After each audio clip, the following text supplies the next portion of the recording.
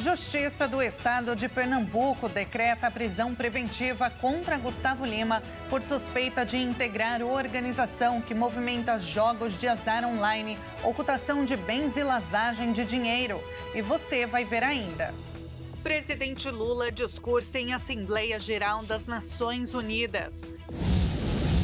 Reservatórios das hidrelétricas atingem menor nível para o mês de setembro dos últimos 3 anos.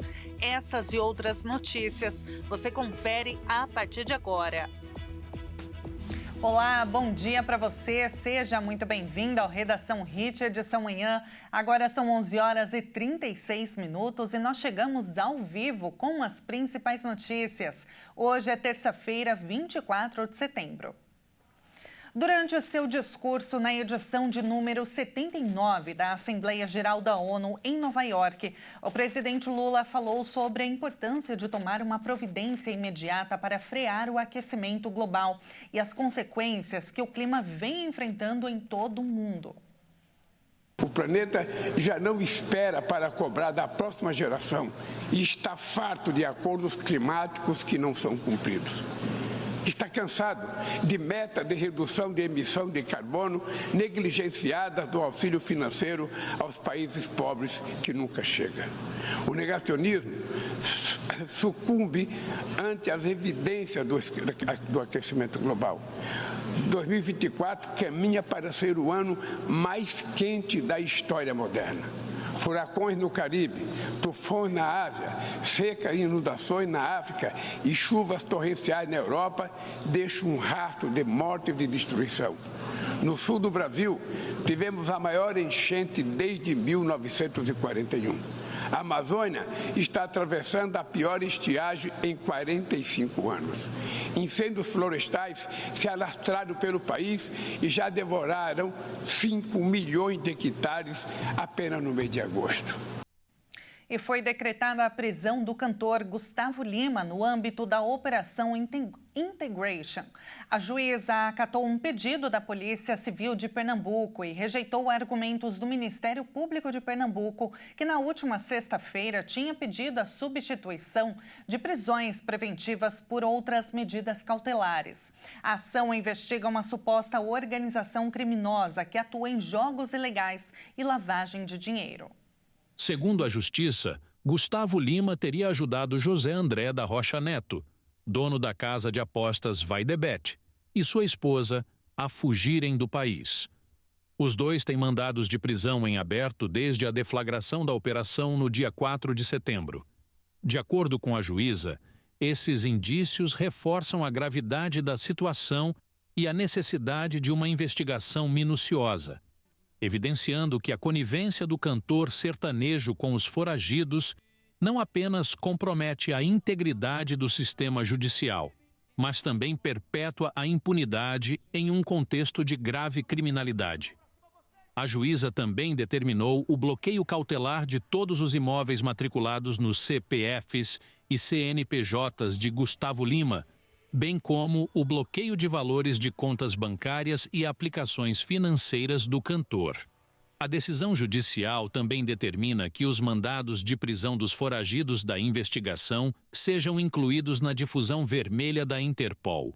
A Polícia Civil de Pernambuco afirmou que o cantor Gustavo Lima deixou o Brasil na madrugada desta segunda-feira, horas antes de ter sua prisão preventiva decretada. O cantor disse que o mandado de prisão preventiva é injusto e sem fundamentos legais. A defesa pediu a extensão de habeas corpus para impedir a prisão do cantor. O pedido da banca foi protocolado na noite de ontem no gabinete do desembargador Eduardo Guilhó de Maranhão, o mesmo que mandou soltar a advogada e influencer Deolane Bezerra e outros 16 presos da operação. E olha só o caso do maníaco da Moca, que tem chamado a atenção, aliás, para uma nova vertente. Especialistas questionam a atuação de uma conduta de honra do crime organizado. Sorirano de Araújo Souza, de 48 anos, continua foragido. O criminoso, que fez pelo menos 7 vítimas na zona leste de São Paulo, agarrava e tentava forçar as mulheres a entrarem no carro dele. Em 19 de setembro, a justiça determinou a prisão do homem. A última vez que foi visto foi em um estabelecimento com o pé enfaixado usando muletas. O delegado do caso, Ricardo Salvatore, afirmou acreditar que o maníaco da Moca pode ter sido morto pelo Tribunal do Crime. O Tribunal do Crime é visto como um instrumento utilizado por grandes facções criminosas para punir membros e pessoas que cometam crimes fora das regras da violência urbana. O poder paralelo segue a ética do crime. As infrações podem incluir traição, delatar membros, roubo, desrespeito às ordens da liderança e, em algumas facções, a venda de drogas adulteradas. Violências contra mulheres e crianças, principalmente sexuais, não seriam toleradas. As facções consideram a necessidade de manter uma imagem de honra. E olha, há 4 meses, no mês de maio, uma aluna de 19 anos da Universidade de São Paulo denunciou ter sido violentada no conjunto residencial da USP.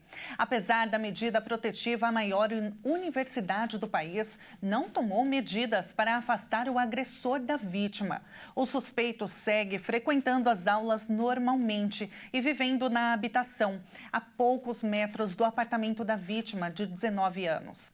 A estudante foi até a delegacia, fez o corpo de delito, conseguiu medida protetiva e entregou todas as provas à universidade, inclusive mensagens nas quais o acusado pediu desculpas pelo ocorrido. Segundo a universidade, abre aspas, foi aberto processo disciplinar contra o aluno, fecha aspas, à época da denúncia. A falta da decisão seriam os prazos necessários para a criação da comissão processante, coleta dos depoimentos e ainda a produção do relatório. A jovem relata ter medo e rememorar aquele momento quase que diariamente. E veja a seguir, com menor nível dos reservatórios das hidrelétricas, governo prevê bandeira vermelha até o fim do ano. E agora, na sua tela, imagens ao vivo de Aracaju, no Sergipe. Neste momento, 29 graus. Nós voltamos já já.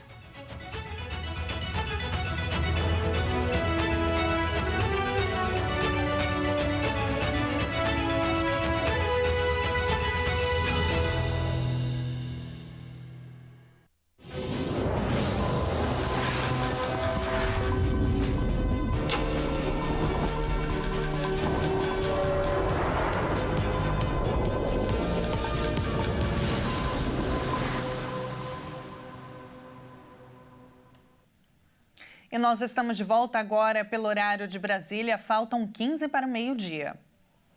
E agora, destaque internacional: Israel executou novos bombardeios no Líbano nesta terça-feira, enquanto parte da população se desloca para locais seguros. Quase 500 pessoas morreram na segunda-feira. Israel voltou a bombardear alvos do Hezbollah no Líbano um dia após os intensos ataques que deixaram quase 500 mortos e aumentaram os temores de um conflito regional. A Assembleia Geral da ONU em Nova York vai ser dominada pelo tema e pelo medo de uma guerra ampla no Oriente Médio, depois da intensificação da escalada militar entre o exército israelense e o movimento Hezbollah no Líbano. Desde o início da guerra, há quase um ano, o exército de Israel e o Hezbollah trocam tiros quase diariamente ao longo da fronteira. A última segunda foi o dia mais letal na região, quando Israel bombardeou quase 1.600 alvos que considera terroristas no sul do Líbano e no Vale do Beqa, no leste. Pelo menos 242 pessoas morreram nos ataques, entre elas 35 crianças e 58 mulheres. Os massacres são contra civis e não militares, como eles dizem. 90% dos feridos são crianças. Os ferimentos vão de queimaduras a fraturas expostas. É uma situação assustadora e mostra a selvageria que existe. Mais de 50 projéteis foram lançados nesta terça-feira a partir do Líbano contra o norte de Israel, de acordo com as forças militares israelenses. O Ministério da Saúde do Líbano afirmou que milhares fugiram das áreas bombardeadas e buscaram refúgio em Beirute ou Sidom, a maior cidade do sul do país. E a Justiça da Argentina ordenou nesta segunda-feira a prisão do presidente da Venezuela, Nicolás Maduro, para ser interrogado em um processo por violações de direitos humanos em seu país. Além de Maduro, a decisão ordena a prisão de 30 funcionários e colaboradores do presidente venezuelano, entre eles o ministro do Interior e o influente dirigente chavista Diosdado Cabello. A Câmara Federal, após ouvir testemunhos de denunciantes, considera essas pessoas responsáveis por organizar um plano sistemático para sequestrar e torturar cidadãos venezuelanos em seu país, conforme relatado pela imprensa. Foi comprovado que existe na Venezuela um plano sistemático de repressão, desaparecimento forçado de pessoas, tortura, homicídios e perseguição contra uma parte da população civil, desenvolvido, pelo menos, desde o ano de 2014 até o presente, diz um trecho da decisão divulgado pelo jornal La Nación. E agora, voltando a falar aqui sobre o Brasil, os reservatórios das hidrelétricas atingiram o menor nível para o mês de setembro dos últimos 3 anos. Com isso, o governo prevê bandeira vermelha até o fim do ano. De acordo com o Sistema Interligado Nacional, no domingo, os reservatórios estavam com uma média de 56% da capacidade, 24% abaixo do registrado na mesma data em 2023, quando o nível era de 74%. O número deste ano só não é pior que o de setembro de 2021, quando estava em 38%. A situação colocou o operador nacional do sistema elétrico em alerta, especialmente com o aumento do consumo de energia previsto para o mês.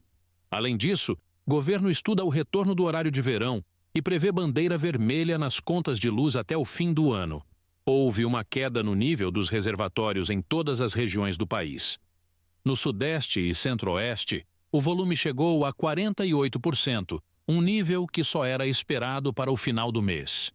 Essa região inclui o sistema de Furnas, responsável por 40% da energia consumida no Brasil. O subsistema Sul está com os reservatórios em 57% da capacidade. O subsistema Nordeste registra um volume de 50%. Parte do Brasil enfrenta a pior seca dos últimos 44 anos. E, atualmente, a bandeira tarifária vermelha está vigente até o fim de setembro. A bandeira para outubro deve ser divulgada até o fim da semana.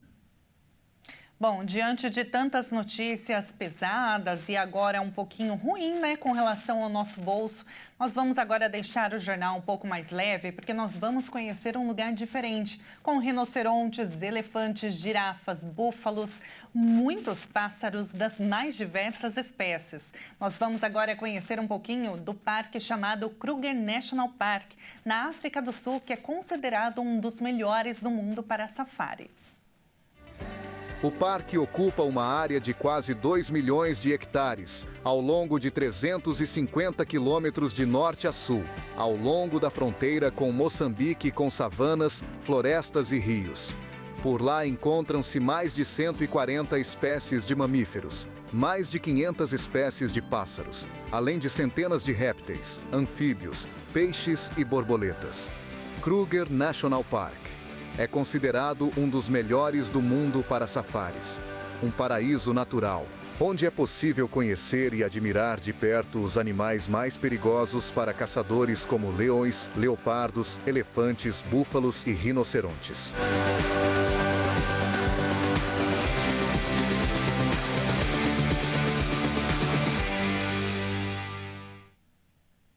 E agora, é claro que a gente vai ver uma câmera ao vivo desse lugar tão lindo, né, gente? Saindo dos nossos estúdios em São Paulo, vamos para o norte da África do Sul. E olha, na imagem que você vai ver agora, dentro do Parque National Kruger, um grupo de zebras bem tranquilas. Olha só que coisa mais linda. O tempo por lá está ótimo para safari, viu? Com 28 graus e céu limpo. Uma curiosidade que muitas vezes muitas pessoas não sabem é que as zebras, elas não têm listras iguais, viu? Assim como as nossas impressões digitais. O padrão de listras de cada zebra é único, como a identidade visual que as diferencia umas das outras. Essas imagens tão lindas, a gente encerra a edição de hoje. Muito obrigada pela sua companhia, uma excelente terça-feira para você e até mais.